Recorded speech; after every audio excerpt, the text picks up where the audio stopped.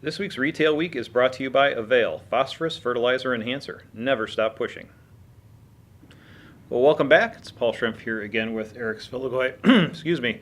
Another interesting week. We got through a successful, peaceful transition, sort of peaceful, except for a few pinheads throwing things. That was unfortunate, and whether you're for or against the current president, it was a bunch of nonsense, and it was very sad to see.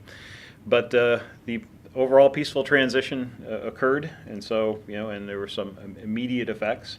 Of course, we did get an ag secretary. That's true. Sonny Perdue, which is a gentleman who's gotten, I think, a lot of positive reviews from the folks in ag across the board. Some of the early actions have gotten some mixed reviews. We immediately had the Trans-Pacific Partnership was signed away, and so we're pushing away from that. And a number of the groups that I've seen, the trade groups, have at least expressed concern. A lot of the grains and commodity groups spent a lot of time working on TPP. And it's part of the thankless job of being in working with government, working on regulations and trade policy. Is unfortunately sometimes these things blow up. Not a lot of times these things will blow up and get restarted. So there is certainly concern about what's going to replace that, and making sure that we continue to have good relations with those folks that need our grain overseas. So that'll be a challenge. That'll be a challenge, and something obviously that they'll be very engaged in moving forward. Hopefully, it's something Mr. Perdue will be working on as well within the administration and casting his influence. So it'll be a lot to watch over the next weeks and months with the administration and things moving forward. So you were in sunny Illinois. Yes, I was. Thank you, Paul. At the annual Illinois Fertilizer and Chemical Association meeting in Peoria. And Paul, I know we have teased about how Peoria usually in mid-January is a very, very cold place to be. But this year's show was actually quite warm, quite balmy actually, in the 30s and 40s with liquid water, which I don't think I ever remember seeing non-frozen water in Peoria at this time of year. Why that's interesting, of course, is some of the speakers at the event were talking about the warmer weather we've tended to have this year in January, and pointed out that with the non-cold temperatures, that pest and weed pressures in the upcoming season will probably be inordinately tough. So the folks that do insecticides and herbicides will probably have a brisk business for 2017. Well, that's the problem with not having the cold is, we rely on it to kill everything, or at least make it die back, and always makes it more of a challenge when we have those warm winters, which is, I guess, a mixed blessing for retailers. Amen.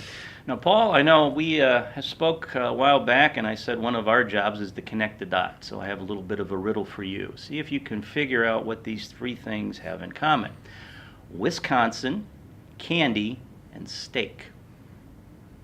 Wisconsin, candy, and steak. Well, I like all of those things. Good answer. Here's why I bring that up. I actually ran across this story. It has a little bit to do with agriculture, and I thought I'd share with our viewers because it's just so off the wall and interesting. Recently, when I was up in Wisconsin at a trade show, there was a bit of an ice storm during that event.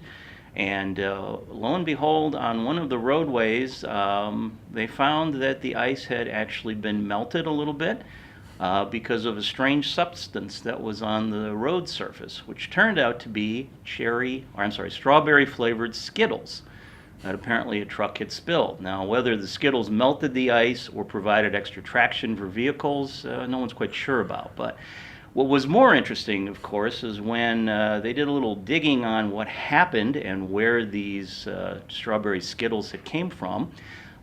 Here to find out that they were spilled off of a truck that was taking them.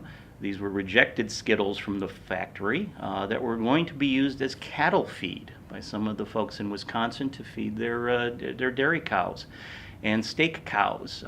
Apparently the Skittles provide a nice source of carbohydrates and calories for the cows, so they're commonly used as feed.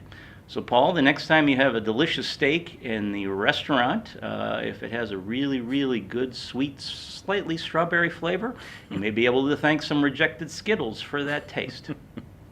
That's incredible. I don't know what to say. So with that, we'll sign off. And that's it for a very interesting and fascinating edition of Retail Week, and we'll see you next week. There are no marks of conflict lining this landscape. No echoes of economic hardship. Just the unmistakable murmur of Mother Nature's hand. In the perennial quest to outperform, ensure your crop gets the nutrients it craves with Avail Phosphorus Fertilizer Enhancer. Nothing helps protect your investment more, so you can grow confidently no matter what comes your way. Avail. Hold your ground. Thank you to this week's video sponsor, Avail Phosphorus Fertilizer Enhancer from Verdesian Life Sciences.